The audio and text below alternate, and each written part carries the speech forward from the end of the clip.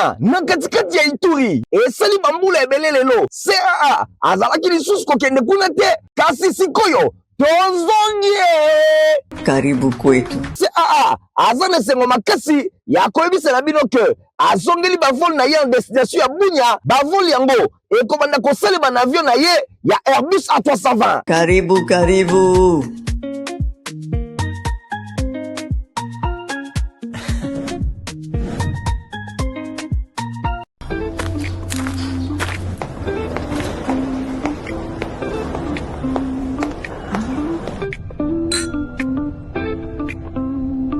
Reprise ya vol CAA na Kolwezi et zongi déjà à partir il y a le 13 avril 2026. Bon réserver déjà ba place na bino.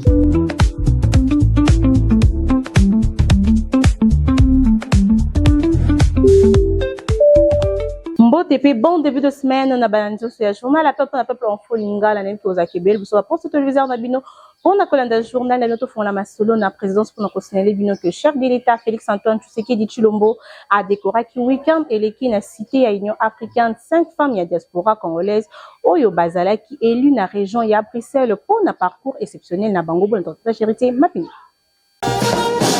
Chef de l'État Félix Antoine Tshisekedi Tshilombo a décoré qui week-end et les 5 femmes baouti na diaspora ya République démocratique du Congo oyo bazala ki eli na région ya Bruxelles pour un parcours exceptionnel na bango pe engagement elongo na réussite na bango oyo ezali kopesa lokumu na mboka na bango esika bauta République démocratique du Congo ezalaki bongo Madame Jeanne Nyanga Lumbala, assistante parlementaire, Madame Keto Bomele, conseillère communale, Madame Ngoy Moutiebele, députée fédérale, Madame Gisèle Mandaïla, conseillère et collaboratrice et présidente du parti de filles, Madame Dora Ilunga, et Chevine en charge notamment ya emploi bango nyonso bazalaki bongo admise na ordre national ya léopard oyo ezali grade ya chevalier na ordonnance présidentielle numéro 26/032 ya le 14 mai 2026 oyo etalisike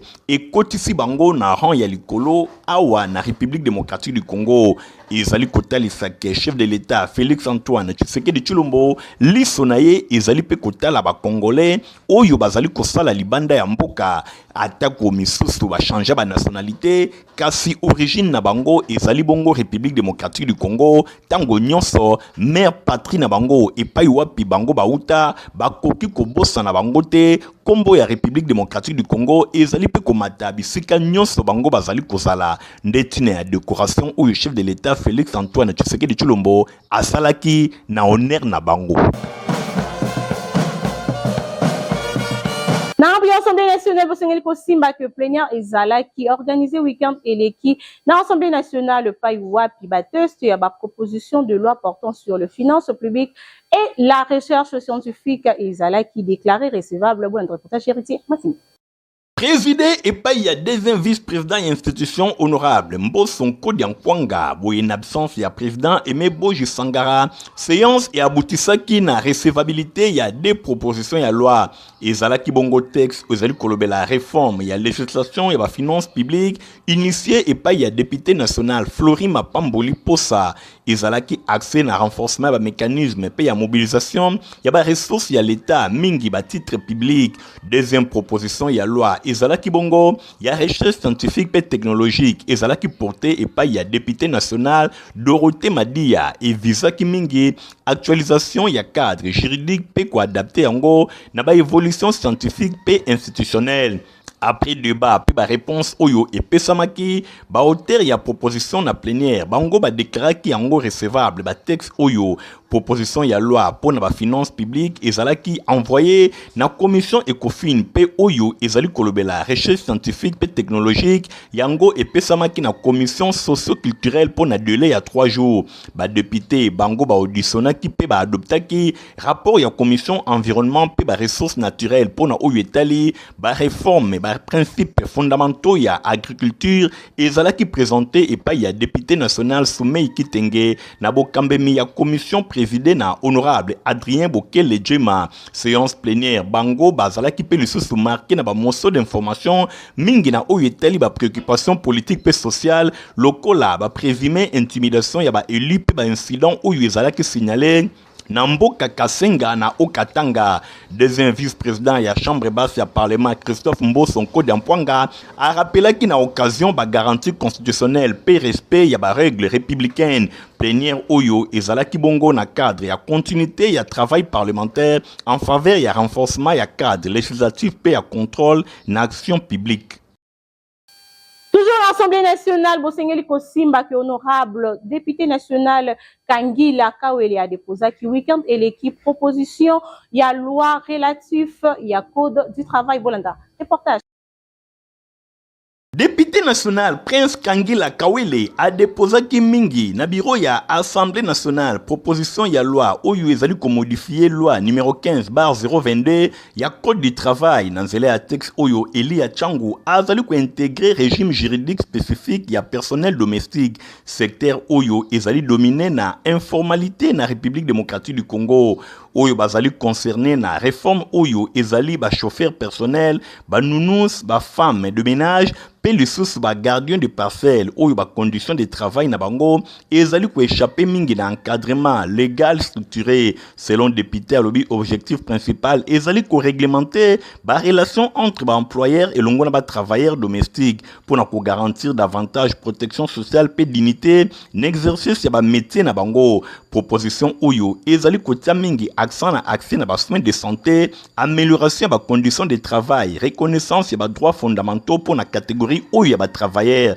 pour na Prince Makangila initiative oyo ezali ko marquer étape moko ya malonga pour na modernisation ya code du travail pe valorisation ya secteur oyo ezala tango molai marginalisé pe ezali essentiel pour na fonctionnement ya ba ménage congolais ebele.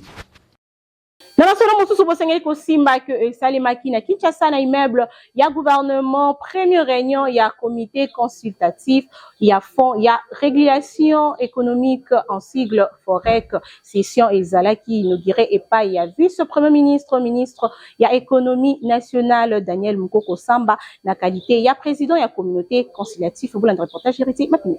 Session inaugurale, ezalaki présidé dans son excellence Daniel Mukoko Samba, vice-premier ministre, ministre de l'économie nationale, na qualité na ye, ya président ya comité consultatif misala et le kaki mingi pour na 2 points principaux, ya liboso adoption ya liste ba produits ya grande consommation, oyo e bengami kosala objet ya intervention ya FOREC.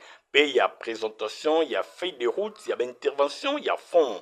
Bosimba Ken na masolo wana comité consultatif a adopté une liste ya 42 produits sensibles où ils allaient retenir na raison ya importance na yango na consommation ya ba ménage pe ya incidence na yango na où etali stabilité ya ba marché liste oyo ezali bongo na ba céréales lokola loso pe masango ba viande ba volaille ba poisson ba légumineuses pe lisusu ba produit mosusu ya grande consommation oyo ezali importé to pe ba produit localement oyo ezali kozala consommer feuille de route oyo ezali présenté na comité consultatif ezali ko couvrir 14 provinces pe kati na yango ezali bongo na 45 projets prioritaires ezali bongo cadre indicatif ya orientation pe ya priorisation ya maturation ya intervention ya FOREC ba principe liboso pour encadrer approbation pe lisusu suivi na yango ezalaki validé mingi na nécessité ya soumettre ba projet oyo ezali retenir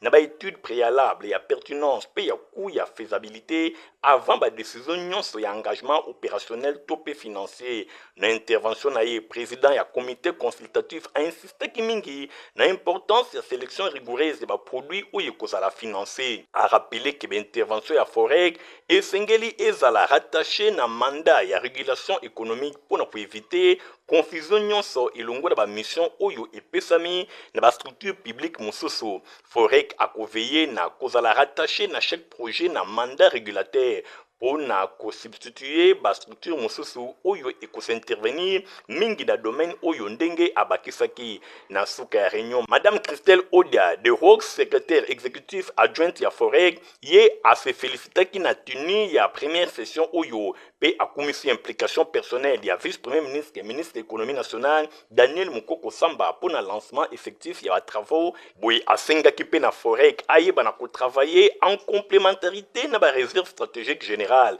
na respect ba mission moko respective na chaque structure pour na ko renforcer efficacité ya action publique na matière ya approvisionnement ya pays na ba produits de base pe ya stabilisation ya ba prix. Pour na rappel comité consultatif ya forêt ezali ko sangisa ba membre ya gouvernement oyo ba attribution na bango ezali lié na approvisionnement ya pays na ba produits de base pe na stabilisation ya ba prix mingi ezali bongo na ba ministre lokola oyo baza na ba attribution ya économie nationale ya transport hydrocarbures finance budget plan commerce extérieur, industrie, agriculture, pêche et longona élevage. Yango ezali pe na gouverneur ya Banque centrale du Congo, coordonnateur ya ba réserve stratégique générale. Première réunion oyo ezali bongo étape moko ya malonga na opérationnalisation ya forêt et ko permettre mingi ko poser ba base ya action moko oyo ezali structuré pe mieux ciblé davantage orienté vers protection ya pouvoir d'achat ba consommateurs congolais na nzela ya amélioration ya approvisionnement ba produits de base pe ya stabilisation ya ba marché.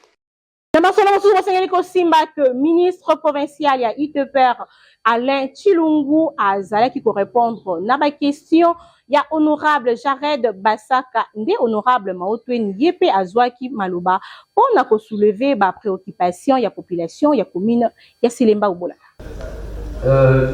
Excellence, il y a de cela une année et demie passée, depuis le 24 novembre 2024, que vous nous avez invités de participer au lancement des travaux de l'avenue X24, tronçon compris entre Mollard et Ypres, dont les projets devraient être exécutés pour une durée d'une année. Où en sommes-nous avec ces projets? On vous a dit, la fois passée venir, j'étais les moellons. Mais est-ce que les moellons là, ils ont servi, ils ont, tous les alliés, on s'en a fallu continuer. Les travaux, ils ont arrêté. Donc, il y a Marc Forest. Alors, ça va se nini. Tout à l'heure, il y a des nyonso ya Selembao. À part yo, na l'équipe na yo. Merci. Si le lot a 1 km ya nzela na Selembao automatique. Bana Selembao va tourner ba ici na tourna yo. Est-ce que Selembao ezali commune à part ya ville ya Kinshasa? On va voir comment bénéficier de la nzela to nini. Merci beaucoup. Selembao ezali doit bénéficier de la nzela te. Merci. Si on va la salle na salle native Selembao. N'abotali na Selembao, les ministres na Selembao. Alors, non, c'est que la maille. Merci.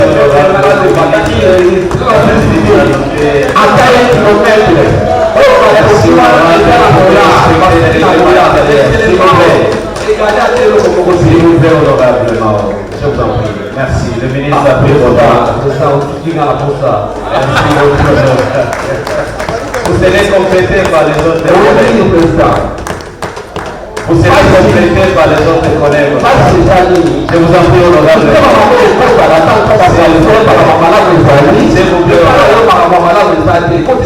honorable. Je vous en prie, honorable.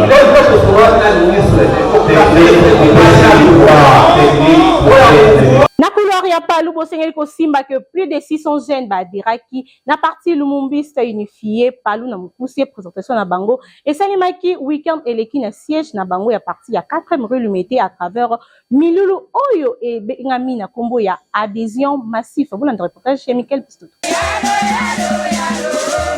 Nyata moninga senga pardon ne salemaki awa na koko na bilulu oyo ezalaki organisé na coordination nationale des jeunesses parti Lumumbiste unifié parlons na mokuse dirigeant avec un pacte de idéologie et pas un jeune homme azobenga la force tranquille papi Sterling Mitete yena équipe na ba mami kaki mo bangé l'objectif ya ko adhérer na palu plus de 18 millions de jeunes étendus pour bimba RDC.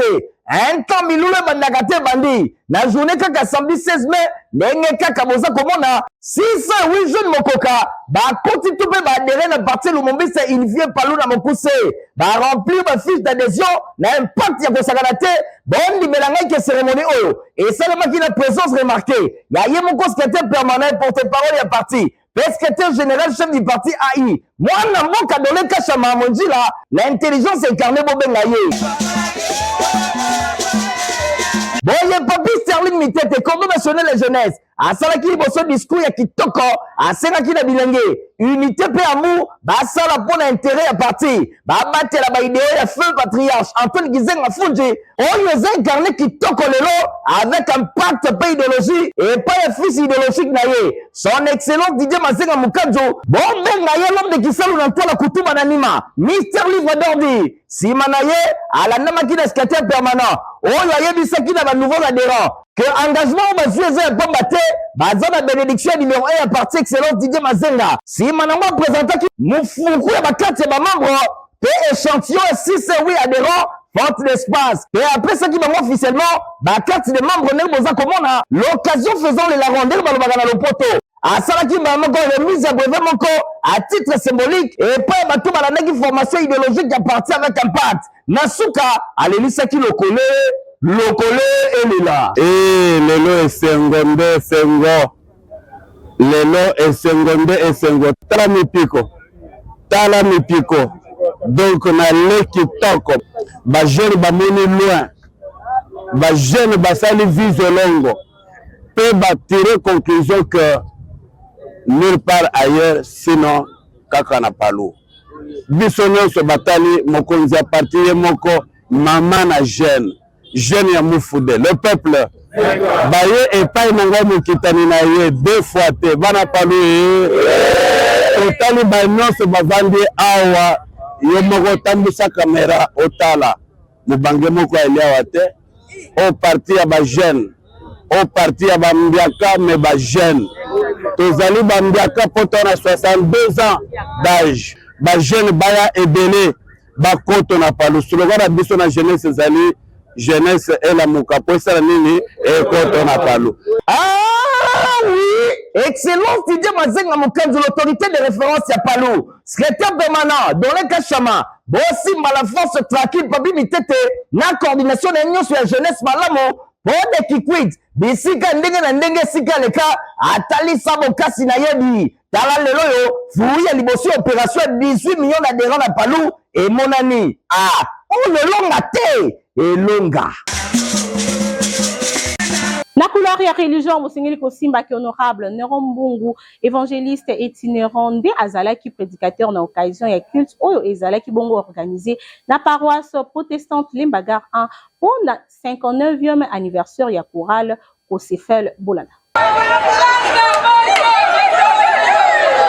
Paroisse protestante yase Lembagar 1 yindaki na ndenge ya kosakana te po na 59e anniversaire ya chorale babengi Kosefel bango nyonso awa na ville ya Kinshasa capitale ya République démocratique du Congo bazalaki wana na paroisse protestante Lembagar 1 na commune ya Kisenso pour na fêter 59e anniversaire na bango et tombaka chaque le 17 mai yango mbala oyo batie yango samedi 16 mai parmi ba invités tomonaki honorable Néron Mbungu, évangéliste itinérant, Oyo Azalaki accompagné la délégation na ye ya Kafu Kafu, louange, adoration, penyonso, Ezalaki vraiment au rendez-vous.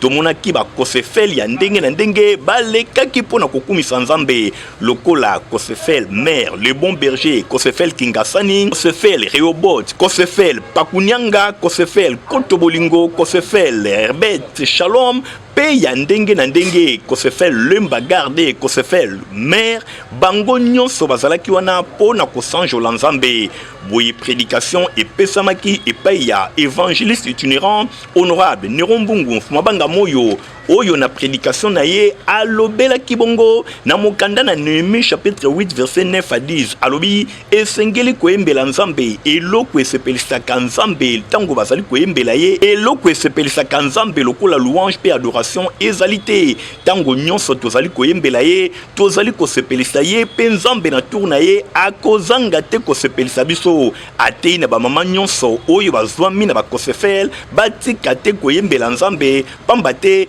ezali eloko moko ya motuya message ya évangéliste itinérant honorable Nerombungu ezalaki capté 5 sur 5 assistance atondisamaki na esengo na ndenge ya kosakana te. Kaka na même occasion honorable Nerombungu lokola azalaka président d'honneur ya chorale Kosefel bapesaki ye écharpe pe biloko nyonso oyo etalisi ke baintronize ye désormais lokola président d'honneur ya Kosefel.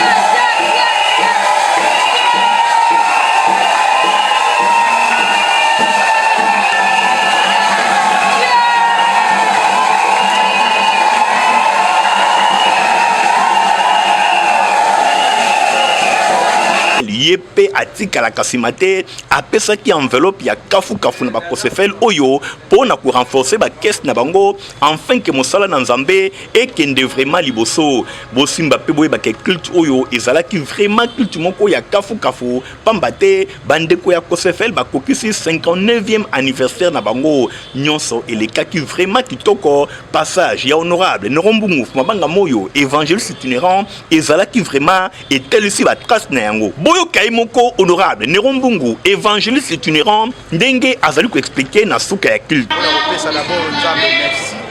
Et puis comme ça etambulisi ya Kosefel chorale oyo ekokisi lelo 59 ans. Donc tango ebotami ngana ina inani. Kosefel ebotami tozana ngo presque âge moko. Ma maman na biso baleka awa Kosefel ebota bakonzi ebimisa ba pasteur makambo ebele. Donc awa na ye pa ba maman na ngai. Et puis na ye na ndako na nga. Mais mi 8 6 na 10. Soki topesi nzambe esengo nde nzambe aopesa biso makasi. Lelo ezali retrouvaille na biso. Lelo tozali na esengo makasi. Otoyambi mwana na biso atikaka biso te. Mwana na biso atikaka biso te tango nyonso tobeti porte ezala na tongo na poko akoyaka.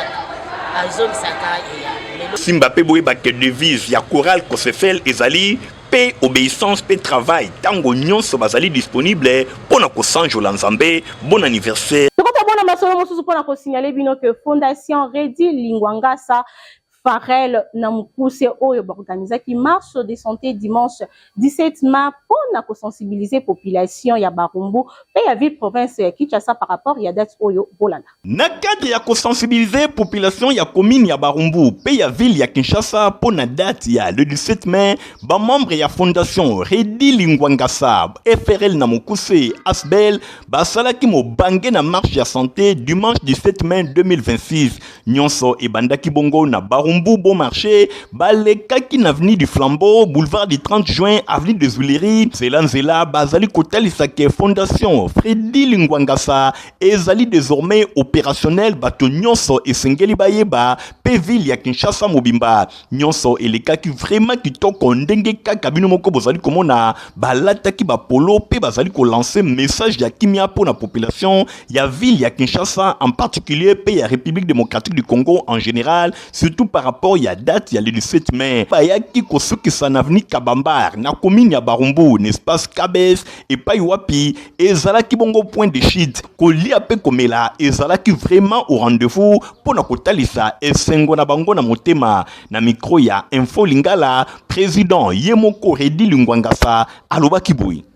Alors, la motivation de cette marche est bel et bien de pouvoir sensibiliser les mamans de Lukunga, les jeunes de Lukunga et le papa de Lukunga, dans le but de venir s'adhérer au sein de notre fondation, la Fondation Redi Lingwangasa. Dans cette fondation, nous avons plusieurs valeurs qui demandent la participation ou l'adhésion de la population de Lukunga, de tout Kinshasa et de toute la République démocratique du Congo.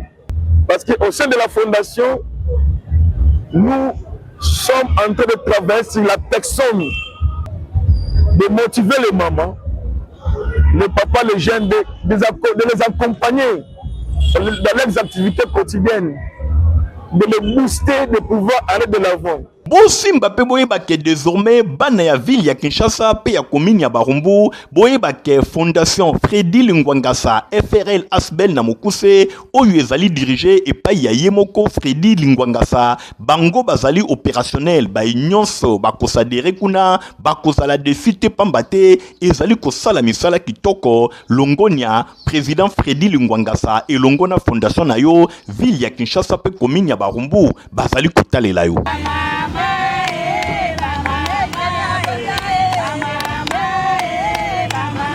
Compagnie africaine d'aviation CA na Mukuse azongisi déjà ba vol na ye ya Kinshasa Bunia. Bunia na katikati ya Ituri esali bambula ebele lelo CAA azalaki lisusu kokende kuna te kasi sikoyo tozongi Karibu kwetu. CAA aza na sengo makasi ya koyebisela bino ke azongeli bavol na ye en destination ya Bunia bavol yango ekobanda kosalema na avion na ye ya Airbus A320. Karibu, karibu.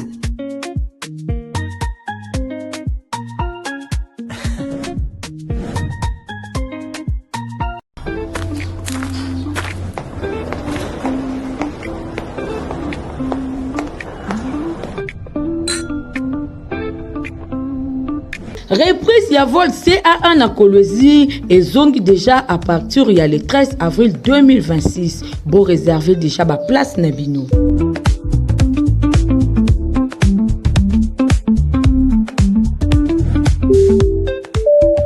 Protivap ezali potopoto kitoko pona bana mikolo pe kokomela yango. Protivap encore et toujours. Oyo mama bituna tuna ayeba kateti lero apesa mwana ye bire. Ebe na santé kitoko boye. Olesaka ye nini? Aliaka Protivap. Soka ba mama nyonso batimbe ya Protivap potopoto kitoko pona ba bébé pro. Mama ye, soma ye. Mwana na ngai, depuis abanda kolia, akoli boye. Aliaka kaka Protivap. Protivap, protéine, vitamine, énergie. Azama yele na classe, abelaka te, alimbaka te. Ba maman, félicitations à vos connaissances. Protivap, facile à digérer et nourrissant. Ezana, protéines, vitamines et énergie. Hey, bébé nayo kitoko ninyo esakaye. Ma ba ingakango, santé kitoko nzoto makasi. Matemi disa, mama de tsamwana. Sukana mbimbi, ayo sukana mbimbi. Protivap, pour bébé. Nous allons ba communiquer nécrologique, bon d'alerte na yango.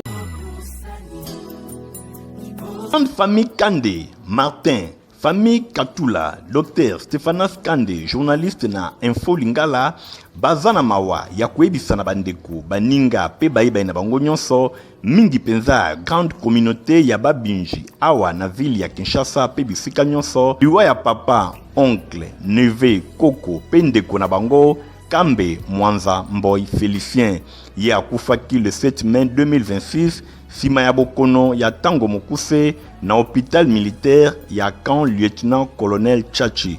Boué programme ya matanga ezali boué. Mokolo ya dimanche 24 mai 2026, nde veillée mortuaire ekosalema na salle ya cathédrale Notre-Dame ya Lingwala sur 24 novembre. Mokolo ya lundi 25 mai 2026, nde levé à corps ekosalema na morgue ya hôpital militaire ya camp lieutenant-colonel Chachi pona exposition na cathédrale Notre-Dame ya Lingwala epai wapi ba hommage ya ndenge na ndenge ekopesa melaye bongo bokundami ekosalema na cimetière One Day Elegance oyo ezwami na route ya Matadi na quartier Mitendi na commune ya Mongafula.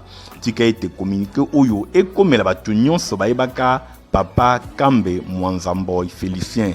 Communiqué ezali signé epai ya pasteur José Ngandu, responsable ya famille.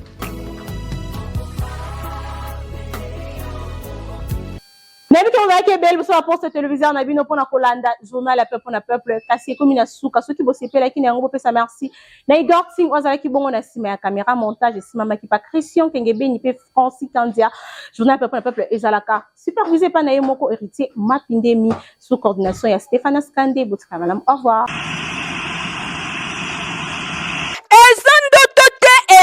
Réalité, CAA, compagnie africaine d'aviation, Fumu, pas de temps mort na masolo ya mapata. Rafale toujours botu nangani niye number 1 ya mapata CAA azongisi bavoli na ye na Bunia. Déjà le 20 avril oyo Bosepela Kinshasa Bunia 3 fois par semaine, veut dire lundi, mercredi et samedi. Bavoli oyo ekozala effectué na Airbus A320. Karibu, karibu.